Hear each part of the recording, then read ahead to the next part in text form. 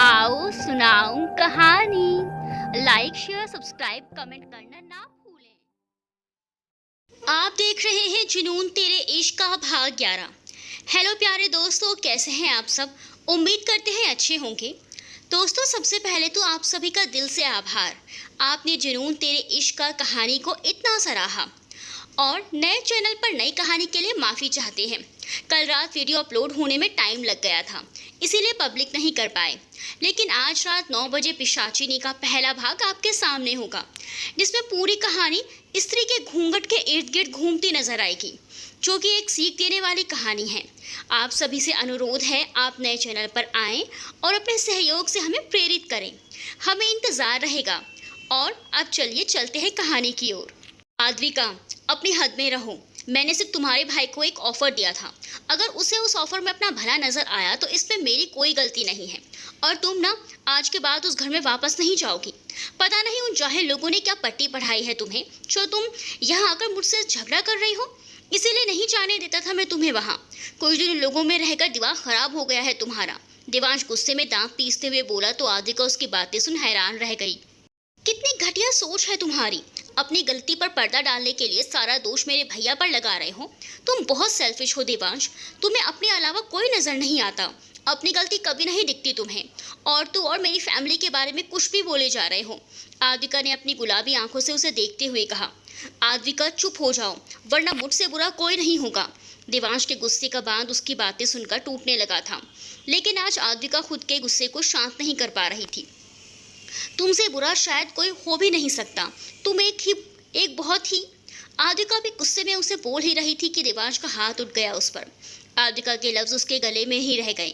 वो अपनी जगह पर जड़ हो गई, बल्कि देवांश के थप्पड़ मारने से एक तरफ को झुक गई थी। देवांश के इस रिएक्शन की उसे रत्ती भर भी उम्मीद नहीं थी। उसका हाथ बरबस अपने गाल पर गया। हैरत से भरी आंखें उसने देवांश की ओर उठाई थी। वो गुस्से में उसे घूर रहा था। मॉम बिल्कुल ठीक कहती हैं। मैंने तुम्हें कुछ ज़्यादा ही अपने सर पर चढ़ा लिया है। तभी तुम मुझसे बात करने की तो ना कोई तमीज़ बची है और ना ही कोई लिहाज। ऐसी बदतमीजी तुम्हारे घर में चलती होगी, मेरे घर में नहीं। इसीलिए आइंदा से मुझसे बदतमीजी करने के बारे में सोचना भी मत। देवांश ने उंगली दिखाकर उसे वार्न किया और फिर फौरन ही कमरे से बाहर चला गया। आद्विका अभी भी अपने गाल पर हाथ रखे बेजान सी खड़ी थी, लेकिन आंखों में आंसुओं का सैलाब उमड़ आया था। देवांश के थप्पड़ की गूंज अभी तक उसके कानों में गूंज रही थी।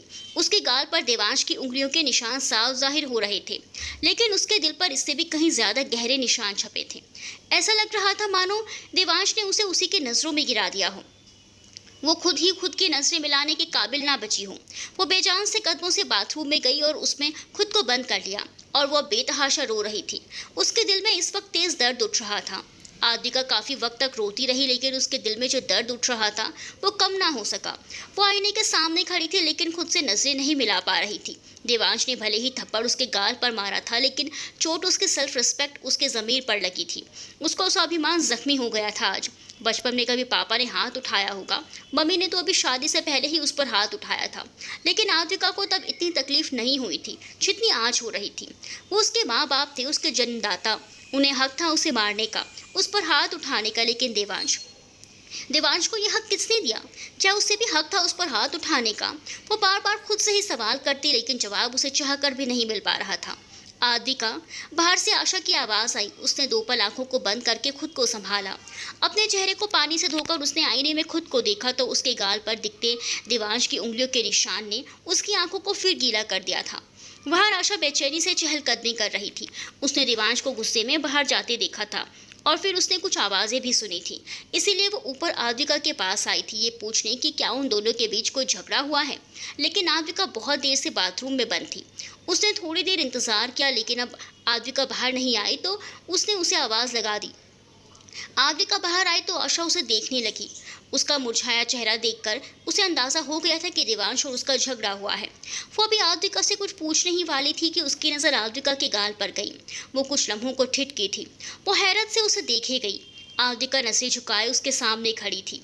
वो मैं तुम थकी हुई हो, आराम करो। थोड़ी देर बाद लंच करने नीचे आ जाना। आशा ने कुछ देर कहा और फिर उलझी हुई सी नीचे चली गई। आदिका की आंखों में एक बार फिर आंसू का सैलाब उमड़ आया था। देवांश अपने ऑफिस आ गया और इस वक्त अपने कैबिन में सर को हाथों में थाम कर बैठा था। उसे बार बार वो लम्हा याद आ रहा था जब उसने आदिका पर हाथ उठाया। वो ये नहीं करना चाहता था, लेकिन वो अपने गुस्से को कंट्रोल नहीं कर पाया। मुझे ऐसा नहीं करना चाहिए था, वो बहुत हर्ट हुई होगी, लेकिन गलती भी तो उसी की थी। कितनी बदतमीजी से बात कर रही थी मुझसे। ऐसे में मैं क्या करता? तो मुझे उसे शांति से समझाना चाहिए था। मैं उसे शांति से ही समझा रहा था, लेकिन वो कुछ सुनने को ही तैयार नहीं थी। फिर भी मुझे उस पर हाथ नहीं उठाना चाहिए था, लेकिन अब तो जो होना था वो हो गया। इतनी भी कोई बड़ी बात नहीं है। पति पत्नी के बीच अक्सर झगड़े होते रहते हैं और ऐसे में आ जाता है गुस्सा। मॉम डैड के बीच भी तो कितने झगड़े होते थे। डैड ने कई बार मॉम पर हाथ उठाया, लेकिन फिर भी मॉम उनके साथ हैं, उनकी हर बात मानती हैं। हो सकता है अब आदिका भी उसके साथ अच्छे से पेश आए। और रही बात हाथ उठाने की, तो वो अगर नाराज होगी तो वो उसे ज़रूर मना लेगा। देवांश के दिल और दिमाग में एक अलग ही जंग छिड़ गई थी। दोपहर के खाने के वक्त आदिका नीचे नहीं आई तो आशा ने नौकर को भेजा था उसे बुलाने के लिए, लेकिन आद्विका ने सर दर्द का बहाना बनाकर उसे वापस भेज दिया। लेकिन रात के खाने के वक्त वो खुद ही नीचे आ गई थी। जिग्नेश किसी काम से बाहर गया हुआ था और देवांश अभी घर तक नहीं आया था। वो दोनों खाना खाने के लिए बैठ गई। आशा बार बार आद्विका को देख रही थी, जो सर नीचे करके धीरे धीरे खाना खा रही थी। उसने आद्विका से बात करने की कोशिश की, लेकिन वो बस हाँ या ना में जवाब देकर रह जाती। खाने के बाद आद्विका वापस अपने कमरे में चली गई। देवांश रात को करीब 11 बजे तक घर आया। आदिका तब तक सो चुकी थी। वो धीमे कदमों से कमरे में दाखिल हुआ और आदिका को सोता देख चुपचाप कपड़े बदलने चला गया। कपड़े बदलकर वो आदिका के करीब आकर लेट गया। वो दूसरी तरफ की करवट लेकर सो रही थी। देवांश भी सीधा होकर लेट गया। वो ऊपर सीलिंग को घूर रहा था। ऐसा नहीं था कि उसे अपनी गलती का एहसास नहीं था, ये उसकी आत्मग्लानि ही थी कि वो आज देर से घर आया था। वो ना जाने क्यों, लेकिन आद्विका का सामना नहीं करना चाह रहा था। लेकिन गुस्से में वो जो कर चुका था उसे बदला भी नहीं जा सकता था। आदिका ने अचानक उसकी ओर करवट ली तो देवांश ने उसे देखा। नींद में भी उसके चेहरे पर उदासी की लकीर कायम थी। वो उसके करीब आ गया, उसके चेहरे पर बिखरे बालों को साइड में किया और उसकी नजरें आदिका के गाल पर गई। वहाँ हल्की सी रेडनेस अभी भी थी। देवांश ने उंगलियों से उसके गाल को छुआ और फिर उसके गाल पर अपने होंठ रख दिए। आदिका नींद में ही कसमसा गई, लेकिन देवांश ने ज्यादा ध्यान ना देते हुए उसे अपनी बाहों में भर लिया। आंखें बंद करने से पहले वो आदिका के फोरहेड पर किस करना नहीं भूला था। आदिका भी स्थिर होकर सो गई। शायद सारे दिन का जहनी दबाव था और थकान थी, जिसके कारण उसकी नींद नहीं टूटी थी। आदिका की सुबह आंख खुली तो हमेशा की तरह आज भी खुद को देवांश की बाहों में जकड़े हुए पाया। रोज उसे ये बात खुशी देती थी, लेकिन आज ये बात उसे घुटन का एहसास करवा रही थी। उसकी अंतरात्मा आज इस इंसान की करीबी को कबूल नहीं कर पा रही थी, जिसने कल उसके आत्मसम्मान को चोट पहुंचाई थी। उसने अपने पीठ और गर्दन पर रखे देवांश के हाथ को हटाया और फिर बेड से उतर गई। अपने कपड़े लेकर वो बाथरूम में चली गई थी। वो जब नहाकर आई तब तक देवांश भी जाग गया था। वो उसे देखने लगा, लेकिन देवांश उसे अनदेखा कर ड्रेसिंग टेबल के पास आ गई थी। वो ब्रश उठाकर अपने बालों में फेर रही थी और देवांश उसे एकटक देख रहा था, लेकिन आदिका ने उसे पूरा नज़रअंदाज कर दिया। आदिका तैयार होकर कमरे से बाहर जाने लगी तो देवांश ने जल्दी से उसके पास आकर उसका हाथ पकड़ लिया। आदिका रुक गई, लेकिन उसकी ओर नहीं देखा। आदिका, देवांश से आगे आ खड़ा हुआ। आदिका का हाथ अभी भी उसके हाथ में था, लेकिन आदिका उसे देख भी नहीं रही थी। आदिका, आई मीन मैं बस गुस्से में था। आई नो मुझसे बहुत बड़ी गलती हुई है। मुझे तुम पर हाथ नहीं उठाना चाहिए था, पर तुम भी तो समझो ना प्लीज़। वो बस एक लम्हा था, मैं नहीं कर पाया कंट्रोल। और देवांश अभी भी बोल ही रहा था कि आदिका ने उसे टोक दिया। तुम्हारे लिए महज एक लम्हा होगा, मेरे लिए एक कड़वी हकीकत थी। एक तमाशा था तो तुमने मारा, भले ही मेरे गाल पर था, लेकिन उसकी चोट मेरी सेल्फ रिस्पेक्ट पर लगी है। आदिका ने कहकर उसका हाथ झटक दिया। देवांश ने कुछ नहीं कहा। आदिका उसे घूरते हुए कमरे से बाहर चली गई। देवांश जब नहाने गया तब आदिका वापस अपने कमरे में आई और फिर अपना बैग लेकर नीचे चली गई थी। देवांश तैयार होकर फटाफट नीचे आया तो उसे आदिका कहीं नहीं दिखी। आशा नाश्ता लगवा रही थी। जिग्नेश भी सुबह जल्दी से घर वापस आ गया था। देवांश के आने के साथ ही जिग्नेश भी आकर अपनी चेयर पर बैठ गया। इस बीच देवांश को आदिका नजर नहीं आई तो वह कमरे में भी नहीं थी। वो समझ नहीं पाया आदिका कहाँ चली गई। मॉम, आदिका कहाँ है? थोड़ी देर बाद उसने आशा से पूछ ही लिया। कॉलेज गई है, आशा ने उसे देखते हुए जवाब दिया। देवांश अब चुप हो गया। वो समझ गया था कि आदिका उससे नाराज होकर चली गई है, वरना वो इतनी जल्दी कॉलेज नहीं जाती थी। जिग्नेश नाश्ता करके वापस अपने कमरे में चला गया। देवांश भी उठने लगा जब आशा ने उसे टोका। तुम्हारा झगड़ा हुआ है आदिका के साथ? आशा ने उसे देखते हुए सवाल किया तो देवांश ने अपनी माँ को देखा। हाँ, वो थोड़ी आर्ग्यूमेंट हो गई थी, नथिंग सीरियस, वो टालते हुए बोला और अपनी चेयर से उठ गया। तुमने कल हाथ उठाया आद्विका पर? आशा ने फिर उसे देखते हुए सवाल किया तो इस बार देवांश ठिठका। उसने कहा, ये आपको? देवांश ने जवाब देने की बजाय सवाल पूछा। उसके गाल पर निशान देखे मैंने। आशा की बात सुन देवांश अब कुछ बोल नहीं पाया। मैं बस गुस्से में था मॉम, नहीं कंट्रोल कर पाया खुद को। वो आशा को समझाने की कोशिश कर रहा था। आशा ने एक गहरी सांस ली। तुमसे कितनी बार कहा है, अपने गुस्से को कंट्रोल करना सीखो। हद से ज़्यादा गुस्सा कई बार अच्छे खासे रिश्तों को खा जाता है। वो उसे समझाते हुए बोली। आपको ज़्यादा ही सोच रही हैं मोम, ऐसा कुछ नहीं है। मैं जानता हूँ आद्विका मुझसे नाराज़ है, लेकिन मैं उसे मना लूँगा। देवांश अपनी बात कहकर चला गया। ऑफिस जाते वक्त उसने आद्विका को कई कॉल किए, लेकिन आद्विका ने एक बार भी नहीं उठाया। आद्विका कॉलेज तो आ गई थी, लेकिन उसका वहाँ पढ़ाई में बिल्कुल भी मन नहीं लग रहा था। बार बार कल जो कुछ हुआ वो उसकी आंखों के सामने आ जाता और वो बेचैन हो जाती। नहीं समझ पा रही थी कि क्या सही है और क्या गलत। कल सुबह धवल सलोनी को बता रहा था कि कैसे शादी से पहले देवांश उसके पास आया था और उसे प्रमोशन का ऑफर दिया था, और आद्विका ने अनजाने में ही वो सारी बातें सुन ली थी। वो जानते थे गलती उसके भाई की भी है, लेकिन इससे देवांश की गलती तो नहीं छुप जाती थी ना। उसे पूरा हक था देवांश से इस बारे में सवाल करने का। फिर क्यों देवांश ने कल उससे ऐसा बर्ताव किया और तो और उस पर हाथ भी उठा दिया? क्या ये बात माफ़ कर देने लायक है? वो जितना सोच रही थी उतना ही उलझती जा रही थी। रात को भी देवांश ने उससे बात करने की कोशिश की, उसके लिए बहुत सारे फ्लावर्स और उसकी फेवरेट चॉकलेट्स भी लाया, लेकिन आद्विका उसे माफ़ करने को तैयार नहीं थी। कुछ दिन ऐसे ही बीत गए।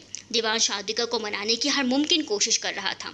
उसके लिए बहुत सारे तोहफे भी लाता, लेकिन आद्विका अब उससे बात तो करने लगी थी, लेकिन उसके लहजे में एक नाराज़गी अभी भी कायम थी। वो कई बार कम होती देवांश से बात किया करती थी। ऐसा नहीं था कि उसे देवांश के एफर्ट्स नहीं दिख रहे थे, लेकिन देवांश ने जो किया था वो उसे भूल भी नहीं पा रही थी। ये बात वो समझती थी कि गुस्से में अक्सर इंसान वो कर जाता है जो असल में नहीं करना चाहता। शायद देवांश के साथ भी यही हुआ था। उसे अपने किए पर पछतावा था। ये बात कहीं ना कहीं वो महसूस कर रही थी, लेकिन उस थप्पड़ की गूंज उसके कानों से जाती ही नहीं थी। वो उस लम्हे को चाहकर भी नहीं भुला पा रही थी। कुछ दिन बाद कियारा घर वापस आ गई थी। उसकी पढ़ाई पूरी हो चुकी थी और वो अपने ही घर में रहने वाली थी। उसके आने से घर में सब खुश थे। देवांश अभी भी आद्विका को मनाने की कोशिश कर रहा था, लेकिन आद्विका अभी भी अपनी नाराज़गी पर डटी हुई थी। वो उससे बात करने की कोशिश करता था, लेकिन वो ज़्यादा कुछ नहीं बोलती थी, बस चुपचाप उसके सारे काम कर दिया करती थी। देवांश अब उसकी इस चुप्पी और नाराज़गी से परेशान हो चुका था। उसे नहीं अच्छा लगता था जब आद्विका उससे बात नहीं करती थी।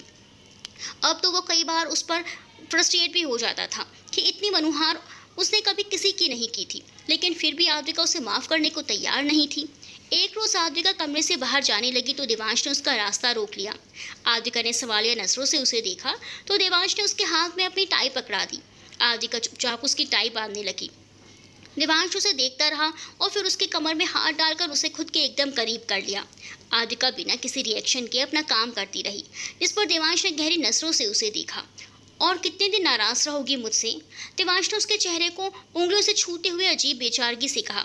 पता नहीं, वो उसे बिना देखे ही बोली। आद्विका बस करो ना प्लीज़, मुझे अपनी गलती का एहसास है। आई प्रॉमिस अब ऐसा कभी नहीं होगा। वो उसके गालों पर हाथ रखकर नरमी से बोला, साथ ही उसके माथे को चूम लिया। मैं नाराज़ नहीं हूँ देवांश, आद्विका ने उसके हाथ से अपने गाल से हटाते हुए सादेपन से कहा। अच्छा, ऐसा लगता तो नहीं है। देवांश ने एक बार फिर उसे खुद के करीब कर लिया। मैं तुम्हारी आंखों में नाराज़गी देख सकता हूँ, वो उसका चेहरा अपनी ओर करते हुए बोला।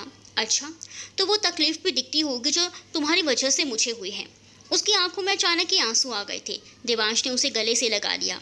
आद्विका, I am really sorry. I promise आज के बाद ऐसा कभी भी नहीं करूँगा। प्लीज़ भूल जाओ उस बात को। देवांश उसके बालों में हाथ फेरता प्यार से बोला, और इसी के साथ आद्विका की नाराज़गी भी आंसुओं में धुल चुकी थी। उसने देवांश को माफ़ कर दिया था कि एक मौका तो हर इंसान डिजर्व करता है। उसे अपनी गलती पर पछतावा था, उसे इसी बात की खुशी थी। वरना कई लोग ऐसे भी होते हैं जो अपनी पत्नी को जानवरों की तरह मारते हैं, लेकिन फिर भी उन्हें अपने किए पर कोई पछतावा नहीं होता। लेकिन उसने देवांश को उसकी खुशी के लिए माफ़ तो कर दिया था, लेकिन कहीं ना कहीं वो बात उसके दिल से निकली नहीं थी, जो अब शायद वक्त के साथ ही निकल सकती थी। पिछली बार के मुकाबले इस बार कियारा का बर्ताव आद्विका के साथ बेहतर था। वो अब उससे इग्नोर नहीं करती थी। जब डाइनिंग टेबल पर सब साथ होते तो वह आद्विका से थोड़ी बहुत बात कर लिया करती थी। आद्विका भी उसके साथ अपना रिश्ता बेहतर करने की पूरी कोशिश कर रही थी। कियारा का फिलहाल ज़्यादा टाइम घूमने फिरने में ही निकल रहा था। उसकी पढ़ाई पूरी हो चुकी थी, इसीलिए आगे उसने अपना फैमिली बिजनेस संभालने का सोचा था। शादी करने का वो अभी कोई इरादा नहीं रखती थी। देवांश और आद्विका के बीच भी अब सब अच्छा चल रहा था। कभी कभी दोनों की किसी बात पर बहस हो जाती थी, लेकिन देवांश ने उस दिन के बाद से फिर कभी आद्विका पर हाथ नहीं उठाया था। हाँ, बस कभी कभी देवांश उसके साथ मिसबिहेव कर जाता था, जिस पर कई बार आद्विका उससे नाराज़ भी हो जाती, लेकिन देवांश उसे आसानी से मना लेता था। ऐसे खट्टे मीठे पलों के साथ उनकी जिंदगी चली जा रही थी। वो दोनों कुछ दिनों के लिए घूमने भी गए थे। कभी आद्विका को लगता था कि देवांश उससे बहुत प्यार करता है, उसके बिना रह ही नहीं सकता, और कभी लगता था कि जैसे वो उसके लिए कुछ मैटर ही नहीं करती। कभी कभी यही कश्मकश उसे घेर लेती थी। अब आद्विका के लास्ट सेमेस्टर के एग्जाम्स आने वाले थे, जिसके लिए वो पढ़ाई में जुट गई थी। एक रात आद्विका सोफे पर बैठकर नोट्स बना रही थी और देवांश बेड पर बैठकर अपना फ़ोन स्क्रॉल कर रहा था। तभी बेड के साइड टेबल पर रखा आद्विका का फ़ोन बजा। देवांश ने सरसरी तौर पर गर्दन घुमाकर उसके फ़ोन पर नज़र डाली और उसके मन में सवाल आया था कि इतनी रात को किसने आद्विका को कॉल की, और स्क्रीन पर चमकते शशांक के नाम को पढ़कर उसके माथे पर बल पड़ गए। वो भी कुछ बोलता या फ़ोन उठाता उससे पहले ही आद्विका ने आकर अपना फ़ोन उठा लिया। आद्विका ने कुछ देर बात करके फ़ोन रख दिया और इसी बीच देवांश उसे ही देखता रहा। किसका फ़ोन था? उसकी बातें सुन वो समझ तो गया था कि आद्विका का कोई क्लासमेट है, लेकिन फिर भी उसने आद्विका से पूछा। मेरा क्लासमेट था, आद्विका ने अपना फ़ोन वापस टेबल पर रखते हुए बताया। इतनी रात को तुम्हें क्यों फ़ोन किया था? देवांश के लहजे में ना चाहते हुए भी नागवारी छलक रही थी। आद्विका ने चौंक कर उसे देखा। वो एग्ज़ाम्स आने वाले हैं ना, तो नोट्स के बारे में पूछ रहा था। वो संभल कर बोली। उसे कहीं ना कहीं लगा ही था कि देवांश इस बात पर टोकेगा, और उसने टोक भी दिया था। इतने वक्त में वो उसकी पसंद नापसंद को तो जान ही गई थी। जो भी हो, लेकिन किसी को कॉल करने से पहले इंसान टाइम भी देख लेता है, ये नहीं कि किसी भी वक्त मुंह उठाकर कॉल कर दिया। देवांश अब बाकायदा गुस्से में बोला था। आद्विका चुप ही रही, लेकिन बोलने को तो उसके पास भी था कि उसकी सेक्रेटरी भी तो उसे कभी भी मुंह उठाकर उसे फ़ोन कर देती है, लेकिन उसने तो कभी माइंड नहीं किया। पर वो जानती थी कि अगर वो ऐसा कहेगी तो उन दोनों के बीच झगड़ा होना तय है, इसीलिए उसने चुप रहना ही ठीक समझा। देवांश काम डाउन, मैं कहूँगी उससे कि वो आगे से इतना लेट कॉल ना करे। आद्विका की बात सुन देवांश को शांत हुआ। आद्विका जाकर वापस अपनी पढ़ाई करने लगी और देवांश बेड पर लेटकर उसके आने का इंतजार करने लगा। उसे आद्विका के बिना नींद नहीं आती थी। आद्विका करीब 1 घंटे बाद उसके बगल में आकर लेटी तो देवांश ने फौरन ही उसे खुद के करीब खींच लिया। तुम बहुत इंतजार करवाती हो, देवांश ने उसकी गर्दन में मुंह घुसाकर कहा तो आद्विका के होंठ बरबस ही मुस्कुरा दिए। देवांश ने उसके होंठों पर अपने होंठ रख उसकी मुस्कुराहट को खुद भी समेट लिया। आद्विका ने भी उसका साथ देते हुए अपने हाथ उसकी गर्दन पर लपेट लिए। वो दोनों एक दूसरे के करीबी में अक्सर सब कुछ भूल जाया करते थे। कभी कभी हमारी जिंदगी के मीठे पल कड़वी यादों पर भारी पड़ जाते हैं। आद्विका भी देवांश के प्यार के आगे उन कड़वी यादों को भूल जाया करती थी। आद्विका के एग्जाम सब शुरू हो चुके थे। वो मन लगाकर पढ़ाई कर रही थी। देवांश भी कभी कभी उसकी हेल्प करवाता था। एक दिन देवांश शाम को जल्दी घर आ गया था। आद्विका सोफे पर आंखें बंद किए बैठी थी, जबकि उसकी गोद में एक किताब रखी हुई थी। देवांश ने कमरे में आकर बिना किसी आहट के अपने जूते उतारे और फ्रेश होने चला गया। वापस आकर वो आद्विका के पास से सोफे पर बैठ गया, जिसकी आहट पाकर आद्विका ने अपनी आंखें खोल दी। वो सोई नहीं थी, बस आंखें बंद किए ही बैठी थी। तुम आज इतनी जल्दी? आद्विका ने एक नज़र घड़ी को देखकर उससे सवाल किया। काम कम था इसीलिए आ गया। तुम्हारा चेहरा इतना डल क्यों लग रहा है? तबीयत ठीक है? देवांश ने उसके चेहरे को छूते हुए पूछा। बस थोड़ी लेजीनेस फील हो रही है। सोने का मन कर रहा है, लेकिन कल एग्जाम है। वो उसके चेहरे पर सर टिकाकर अजीब बेचारगी से बोली। कुछ दिनों से उसे कुछ ज़्यादा ही थकान रहने लगी थी। कुछ खाने का भी मन नहीं करता था। उसे लग रहा था कि शायद एग्जाम्स की टेंशन और रातों को ढंग से ना सोने की वजह से ऐसा हो रहा है।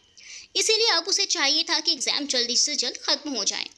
सो जाओ थोड़ी देर, फिर कर लेना पढ़ाई। देवांश ने उसके बालों में हाथ फेरा। एग्ज़ाम की टेंशन में नींद भी नहीं आएगी, वो बुरा सा मुंह बनाकर बोली। देवांश हल्के से मुस्कुराया। आ जाएगी नींद, कम है। देवांश ने कहते हुए उसे अपनी गोद में बिठाया और उसका सर अपने सीने से लगाकर उसे कडल करने लगा था। आद्विका ने सुकून से आंखें बंद कर ली। वो कभी कभी देवांश को बिल्कुल समझ नहीं पाती थी। कभी कभी वो इतना प्यार जताता था कि वो खुद को दुनिया की सबसे खुशकिस्मत लड़की समझती थी, लेकिन फिर कभी कभी बहुत तेज़ गुस्सा, जिसे महसूस करके उसे लगता था कि देवांश के लिए कुछ मैटर ही नहीं करती।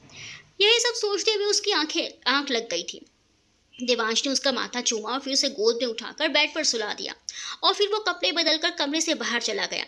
अगले दिन आद्विका अपना एग्जाम देने गई और आज देवांश उसे कॉलेज लेने जा रहा था।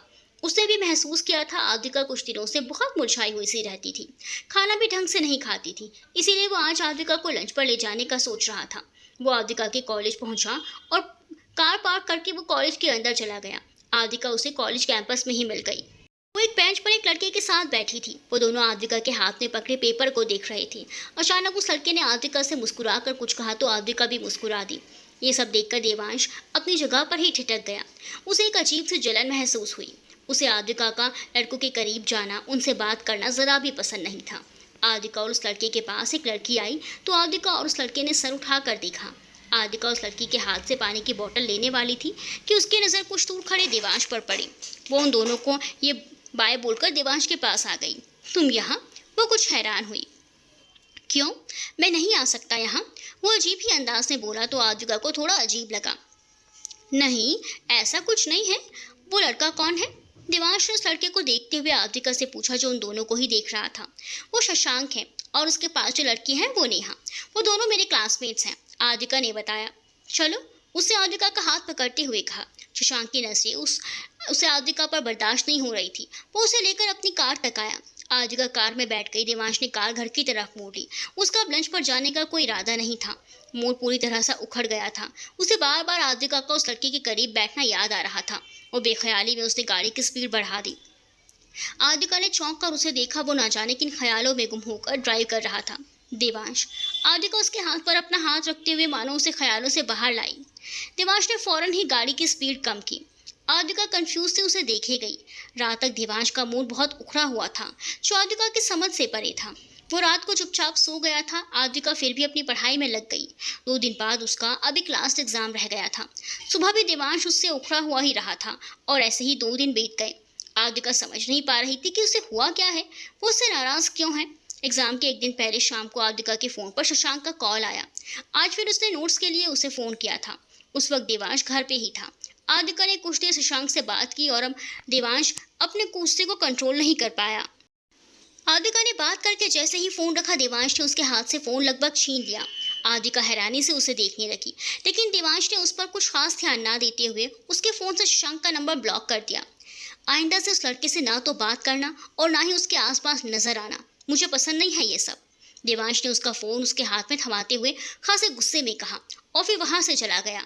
आद्विका को मानो अब उसके इतने दिनों से अजीब से बर्ताव की वजह समझ आई थी। वो कुछ लम्हों तक अपनी जगह पर ही ठिठक गई। रात को उसने और देवांश दोनों ने ही खाना नहीं खाया। अगली सुबह भी देवांश बिना नाश्ता किए ही ऑफिस चला गया था। आद्विका भी बिना कुछ खाए ही अपने एग्जाम देने चली गई। कभी कभी उसे लगता था मानो वो देवांश को जानते ही नहीं है। देवांश ऑफिस से जल्दी घर आ गया था।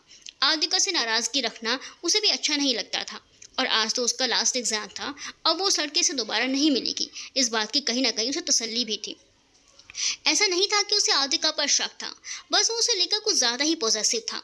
इतने दिनों से वो आद्विका से रूडली बिहेव कर रहा था, लेकिन आज वो दोनों के बीच की सारी गलतफहमी को दूर कर देना चाहता था। इसीलिए जल्दी आ गया था और अब आद्विका के आने का इंतजार कर रहा था। शाम के 5 बज गए थे। आद्विका अभी भी नहीं आई थी। देवांश नीचे हॉल में आ गया था, जहाँ उसके पेरेंट्स किसी फंक्शन में जाने की तैयारी में थे। क्यारा भी 2 दिन के लिए अपने फ्रेंड्स के साथ आउटिंग पर गई हुई थी। अपने पेरेंट्स के जाने के बाद देवांश ने घड़ी देखी। आद्विका इतनी लेट तो कभी नहीं होती थी, फिर आज क्या हुआ वो समझ नहीं पा रहा था। वो वापस अपने कमरे में आया और खिड़की के पास खड़ा होकर आद्विका को कॉल मिलाई। तभी उसकी नज़र बाहर मेन गेट पर गई, जो आद्विका शशांक के साथ अंदर आ रही थी। ये देख देवांश का खून खौल उठा। उसकी पकड़ अपने फ़ोन पर कस गई। शशांक आद्विका को गेट तक छोड़कर वापस चला गया। आद्विका भी थके कदमों से घर के अंदर आ गई। आज थकान से उसका बुरा हाल था। उस पर पेट में उठता हल्का हल्का दर्द उसकी हालत और ख़राब कर गया था। बड़ी मुश्किल से उसने एग्ज़ाम दिया, लेकिन घर आना उसके लिए मुश्किल हो गया था। शशांक उसकी बिगड़ती हालत देखकर ही उसे मना करने के बावजूद भी उसे घर तक छोड़ने आया था। आद्विका सीधा किचन में आई और फ्रिज से एक ग्लास जूस निकालकर अपनी हलक से नीचे उतारा और कुछ देर कुर्सी पर बैठी रही। थोड़ी देर बाद उठकर वो अपने कमरे की ओर चली गई। एक ग्लास जूस पीकर उसके शरीर में थोड़ी जान आई थी, लेकिन पेट में दर्द अभी भी हो रहा था। वो धीरे कदमों से चलकर कमरे में आ गई। कमरे में देवांश को देखकर वो एक पल को हैरान हुई, लेकिन फिर उसे अनदेखा कर बेड की ओर बढ़ गई। वो भूल ही नहीं थी देवांश इतने दिनों से उससे कैसा बर्ताव कर रहा था, और उस पर अभी उसकी हालत ऐसी थी भी नहीं कि वो देवांश की नाराज़गी या गुस्सा बर्दाश्त कर सके। वो अभी सिर्फ आराम करना चाहती थी। खुद को इग्नोर होता देख देवांश का गुस्सा अब हद से ज़्यादा पार हो गया। वो तेज कदमों से आद्विका के पास आया और उसकी बाँह पकड़कर उसे अपनी ओर खींचा। इतनी लेट तक कौन सा कॉलेज खुलता होता है? देवांश ने उसकी बाँह पर अपनी पकड़ कसते हुए पूछा, तो आद्विका को भी अब उस पर गुस्सा आने लगा था। मुझे फिलहाल तुमसे कोई बहस नहीं करनी है।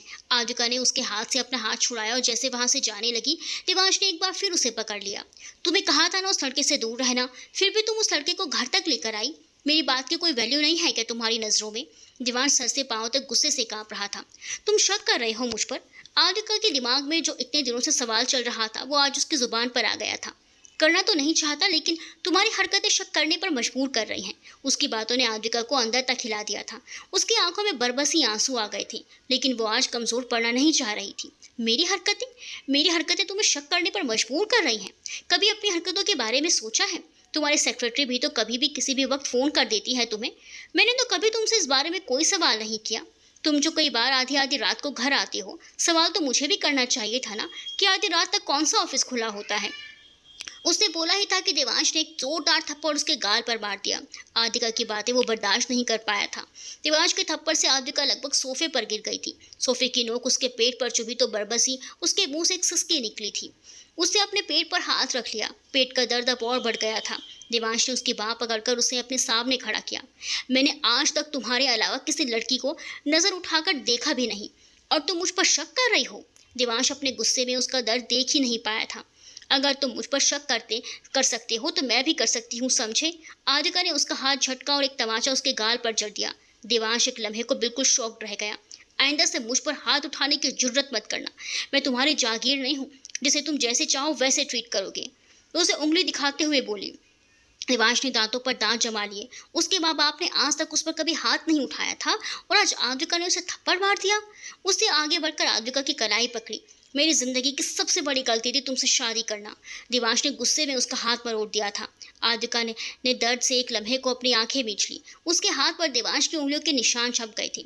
देवांश ने उसे बेड पर धक्का दे दिया, और इस बात आद्विका के दर्द के मारे थोड़ा जोर से चीखी थी, लेकिन देवांश पर गुस्से इस कदर सवार था कि वो उसकी चीख को अनसुना करके बाहर निकल गया। देवांश के दूर जाते कदमों की आहट महसूस कर आद्विका ने दरवाजे की ओर देखा, जहाँ देवांश जोर से दरवाजा बंद करके बाहर निकल गया था। उसने अपने पेट पर हाथ रख लिया। हर बीतते लम्हे के साथ उसका दर्द बढ़ता ही जा रहा था। आंखों के किनारों से आंसू निकलकर बेडशीट को गीला कर रहे थे। आद्विका अब खुद से उठने की भी हिम्मत नहीं कर पा रही थी, और घर में इस वक्त सिवाय नौकरों के कोई था भी नहीं वो उसकी खैर खबर लेने आता। और जो नौकर थे उन्होंने उनके झगड़े की आवाज़ सुनी थी, इसलिए डर के मारे वो ऊपर नहीं गए थे। आद्विका दर्द से तड़प उठी। उसका चेहरा पीला पड़ गया, और कुछ ही लम्हे बाद उसे तेज दर्द के साथ हैवी ब्लीडिंग भी शुरू हो गई। वो कुछ समझ नहीं पाई थी, लेकिन जब दर्द बर्दाश्त नहीं हुआ तो उसने अपने होश खो बैठी। देवांश देर रात तक सड़कों पर अपनी कार दौड़ाता रहा। उसे जब भी तेज गुस्सा आता था वो ऐसे ही रश ड्राइविंग करके अपने गुस्से को शांत किया करता था। कुछ वक्त बाद जब उसका गुस्सा कुछ शांत हुआ तो उसने खाली सड़क पर कार रोक दी। गुस्सा थोड़ा कम हुआ तो अब दिमाग ने भी काम करना शुरू कर दिया। उसे एकदम से याद आया कि जब वो कमरे से बाहर निकल रहा था तब उसने आद्विका की चीख सुनी थी, लेकिन उसने उसे बेड पर धक्का दे दिया था। उसे चोट भी नहीं लगी थी, फिर भी उसने ऐसा रिएक्ट क्यों किया? उसे एकदम से आद्विका की फिक्र हुई। रात भी बहुत हो गई थी। उसने गाड़ी घर की ओर मोड़ ली। थोड़ी देर में वो घर पहुंच गया। जल्दी से अपने कमरे में आया तो आद्विका उसे बेड पर अस्त व्यस्त हालत में मिली। उसका हाथ अभी भी उसके पेट पर था और आंखें बंद थी। देवांश जल्दी से उसके पास आया। आद्विका, आद्विका क्या हुआ? आंखें खोलो आद्विका। उसने आद्विका के पास बैठकर उसका गाल थपथपाया, लेकिन आद्विका के शरीर में कोई हरकत नहीं हुई। ये देख देवांश अब घबरा गया था। उसके चेहरे पर जल्दी से पानी के छींटे मारे, लेकिन अब भी कोई फायदा नहीं हुआ। अचानक उसकी नज़र आद्विका के कपड़ों पर लगे खून के धब्बों पर गई, तो उसने आद्विका को अपनी गोद में बिठाया, और अब उसकी नज़र बेडशीट पर गई थी, जहाँ कुछ ज़्यादा ही खून के धब्बे थे। देवांश का दिल किसी अनहोनी के डर से बुरी तरह धड़का था। आद्विका, क्यों डरा रही हो यार? प्लीज़ आंखें खोलो आद्विका। वो बेचैन हो उठा था। आंखों में नमी तैर आई थी। उसने आद्विका को कसकर अपने सीने से लगाया। उसका दिल कांप सा गया था। आद्रिका को खोने के बारे में वो सोच भी नहीं सकता था। वो उसे गोद में जल्दी से लेकर नीचे आया। बाहर आकर उसने कार की बैक सीट पर आद्रिका को लिटाया और जल्दी से ड्राइविंग सीट पर बैठकर कार स्टार्ट कर दी। जिग्नेश और आशा की कार भी उसी वक्त तक आई थी। उन्हें भी समझ नहीं आया था देवांश इतनी जल्दबाजी में कहाँ जा रहा है। जिग्नेश ने ड्राइवर से कहा देवांश की गाड़ी का पीछा करने के लिए। रात के 11 बज रहे थे जब एक बड़े से हॉस्पिटल के बाहर एक दो बड़ी बड़ी गाड़ियां आकर रुकी थी। आगे वाली कार की फ्रंट सीट से देवांश बाहर निकला। उसने कार से निकलकर फौरन पीछे का दरवाज़ा खोला। उसके हाथ कुछ कांप रहे थे। पीछे की सीट पर आद्रिका भी बेहोश थी। उसने बेहोश लेटी आद्रिका को गोद में उठाया और उसे लेकर जल्दी से हॉस्पिटल के अंदर चल पड़ा। उसके चेहरे पर फिक्र, घबराहट, आद्रिका को खोने का डर साफ जाहिर हो रहा था। बार बार आद्रिका को होश में लाने की कोशिश कर रहा था, लेकिन वो बेहोश थी। उसके कपड़ों पर खून के धब्बे लगे थे, चेहरा पीला पड़ गया था। जिग्नेश और आशा भी देवांश के पीछे ही आए थे और देवांश की गोद में आद्रिका को देखो परेशान हो गए। वो दोनों भी जल्दी से हॉस्पिटल के अंदर चले गए। वो दोनों अंदर आए तो कॉरिडोर में उन्हें देवांश दिखा। कुछ बेचैन सा इधर उधर चक्कर काट रहा था। फिक्र उसके चेहरे पर साफ नुमाया थी। उन दोनों ने एक नज़र एक दूसरे को देखा और फिर देवांश के पास आ गई। आशा ने देवांश के कंधे पर हाथ रखा तो वो उनकी ओर पलटा। मॉम ये सब क्या हो गया है? उसे कुछ नहीं होगा उसे, तुम शांत रहो। आशा ने उसे दिलासा देना चाहा, लेकिन फिक्र तो उसे भी हो रही थी और उसे ये भी समझ नहीं आ रहा था कि आद्रिका को हुआ क्या हुआ है उसे, और तुम कहाँ थे? इस बार जिग्नेश ने पूछा।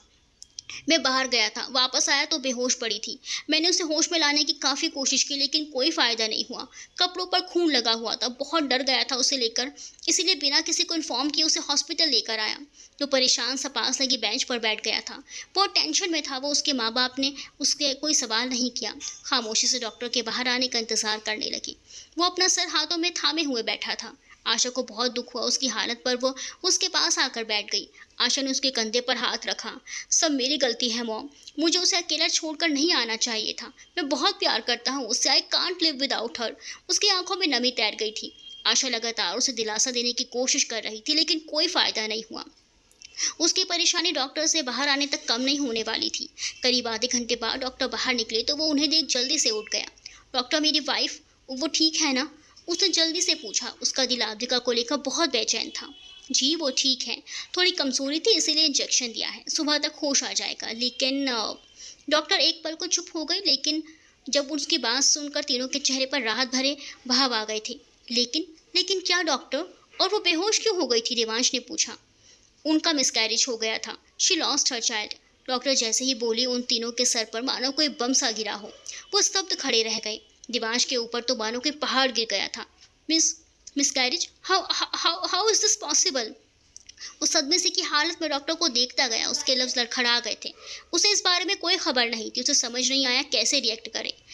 आपकी वाइफ 4 हफ्ते की प्रेग्नेंट थी, डॉक्टर ने कहा तो उसकी पलकें गीली हो गई। Be strong. फर्स्ट प्रेगनेंसी में कई बार ऐसा हो जाता है। आप अपनी वाइफ को संभालें, उन्हें आपकी ज़रूरत है। डॉक्टर उसके कंधे पर हाथ रखकर नरमी से बोली और वहाँ से चली गई। वो वहीं भूत बने खड़ा रह गया। डॉक्टर की मिसकैरेज वाली बात उसके दिमाग में हथौड़े की तरह लग रही थी। उसकी आंखों से एक आंसू निकलकर गाल पर लुढ़क आया। उसने अपने बच्चे को होने से पहले ही खो दिया। उसके दिल में तेज़ दर्द उठा जो यकीनन आज उसने पहली बार महसूस किया। पीछे खड़े उसके माँ बाप को भी एक झटका ही लगा था। खुशियाँ उनके घर के दरवाजे तक आकर वापस जो लौट गई थी। जिग्नेश और आशा ने हताश होकर एक दूसरे को देखा, फिर देवांश को देखने लगे, जो ये खबर सुनकर बहुत दुखी नजर आ रहा था। लेकिन देवांश को दिलासा देने के लिए शायद उनके पास कुछ था नहीं कि कभी वो इसी दर्द से गुजरे थे जिससे आज देवांश गुजर रहा था। To be continued.